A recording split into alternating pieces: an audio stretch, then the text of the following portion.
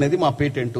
Congress party Revanth Reddy గారి సర్కారు తెలంగాణలో సామాజిక న్యాయానికి తెరలేపింది. భారతదేశంలో కాంగ్రెస్ పార్టీ మేము లేపిన తెరకొచ్చి వాళ్ళు డాన్స్ చేస్తా అంటే ఆడ ఆల్రెడీ యాక్టర్స్ మేము నడుస్తూనే ఉంది మాది. మళ్ళీ ఆమె వచ్చి మధ్యన స్టెప్పులు ఎత్తే ఎవడు చూస్తాడు?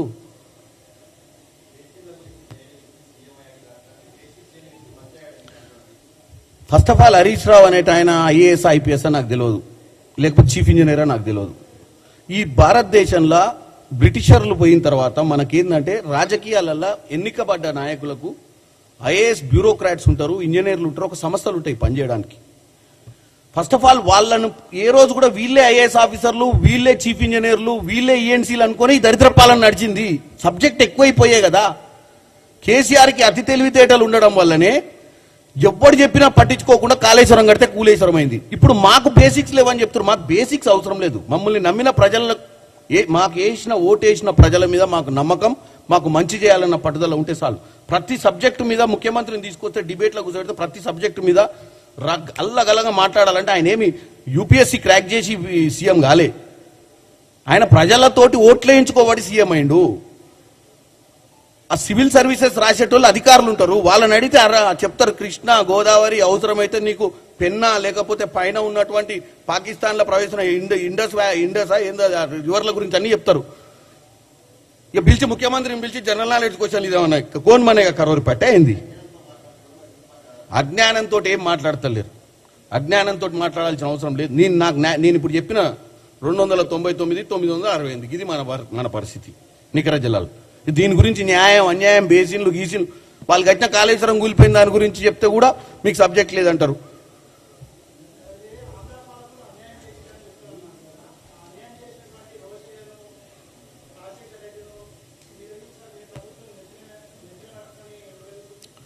నేను ఒకటే చెప్తా,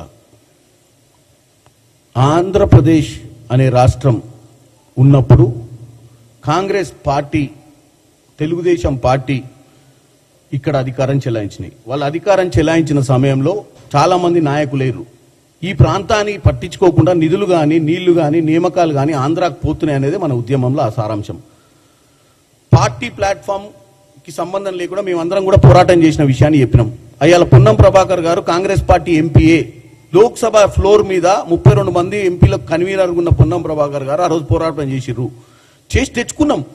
ఈరోజు ఇక్కడ చూస్తే ఇది గాంధీ భవన్ కాంగ్రెస్. ఇక్కడ మీరు ఈ పటాలు చూస్తే అన్ని ఫోటోలు ఉంటాయి.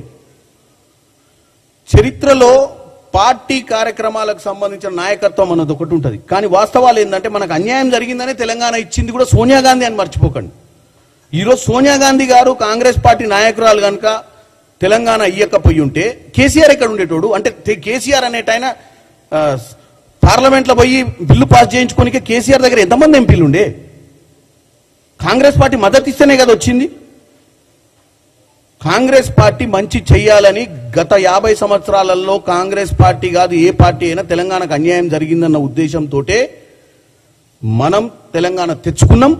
10 సంవత్సరాలు తెలంగాణ పసిబిడ్డను పరిపాలించిన వాళ్ళు మరి వాళ్ళు మిగులు రాష్ట్రంగా ఉన్న రాష్ట్రాన్ని అప్పుల రాష్ట్రంగా ఎట్లా తీసుకుపోయారు అనేది చర్చ ఈరోజు.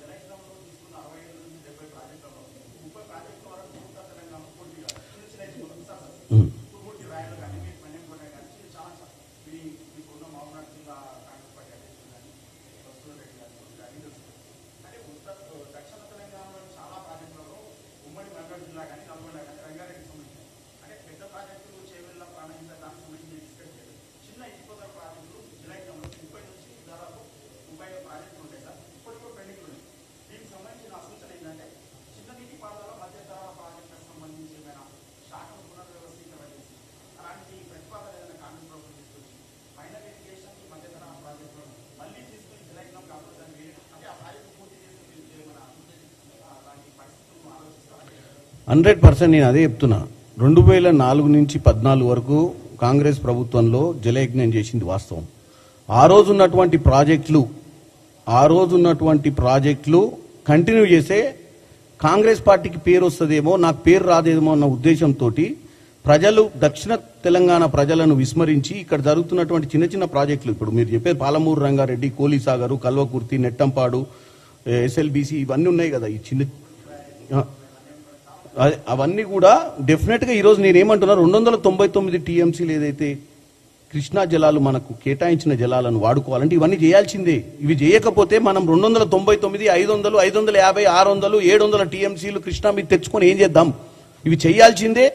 మీరు అన్నట్టు డెఫినెట్గా కాంగ్రెస్ పార్టీ ఆ దిశగా ముందుకు పోతుంది. ఆ ప్రాజెక్టులన్నీ కంప్లీట్ చేయాలంటే దానికి ఒక ప్రత్యేక శాఖ